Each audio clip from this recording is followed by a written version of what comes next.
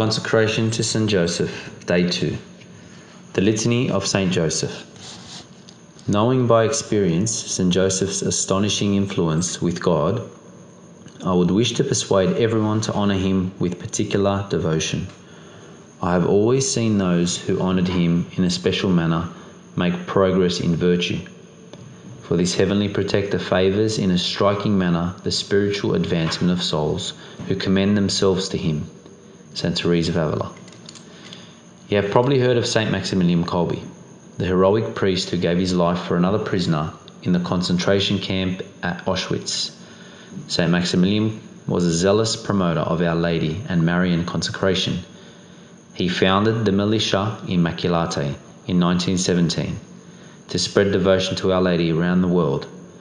But have you heard of Father Joseph Kentenich, another great promoter of devotion to Our Lady? In 1941, Father Kentenich was arrested by the Gestapo and put in prison in Germany. For medical reasons, the Nazis did not intend to send him to a concentration camp. Zealous for Our Lady, however, Father Kentenich requested he be sent to the concentration camp at Dachau. He wanted to offer his suffering for the Marian movement he had initiated in 1914, called Schoenstatt. He founded the Schoenstatt movement in order to teach Our Lady's virtues to people and transform the world through Marian consecration. Father Kentenich spent 3 days in Dachau. Father Kentenich's method of Marian consecration is known as the covenant of love. He believed that a covenant of love with Mary would transform the world by turning the members of Schoenstatt into apparitions of Mary. Not literal apparitions, of course. Rather, by imitating Mary's virtues, the members of Schoenstatt would become reflections of Mary, apparitions of Our Lady in the world. The Church and the world need such apparitions. The Church and the world also need apparitions of St. Joseph, men and women who radiate the virtues of St. Joseph, especially his faithful love as a husband and father. In a world plagued with gender ideology and confusion about marriage and the family, reflections of Mary and St. Joseph are very much needed.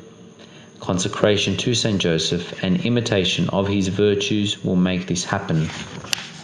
The Litany of St. Joseph will prepare you for total consecration to your spiritual father and teach you how to resemble his virtues. The Litany dates back to at least the 16th century and has been prayed by countless saints. The version you will pray was approved and indulgenced by Saint Pope Pius X in 1909. Through the Litany of St. Joseph you will learn the virtues and wonders of your spiritual father and become an apparition of St. Joseph in the world. I take refuge in thy arms, so that thou mayest lead me in the path of virtue. St. Clement Mary Hofbauer. St. Joseph is your model for loving Jesus, Mary and souls. Models are meant to be replicated. Through imitation of St. Joseph's virtues, you will become like your model and have a tremendous impact on the world. St. Joseph's virtues will become your virtues. You are to become another Joseph. His eminent virtues constitute his merit, and he becomes our model. Blessed William Joseph Chaminade.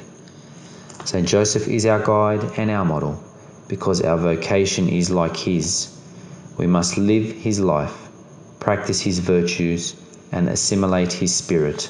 St. Peter Julian Aymard. Let us love Jesus above all. Let us love Mary as our mother. But then, how could we keep from loving Joseph, who was so intimately united to both Jesus and Mary? And how can we honour him better than by imitating his virtues? Now, what else did he do in all his life but contemplate, study, and adore Jesus, even in the midst of his daily labours? Behold, therefore, our model. Saint Madeleine Sophie Barat.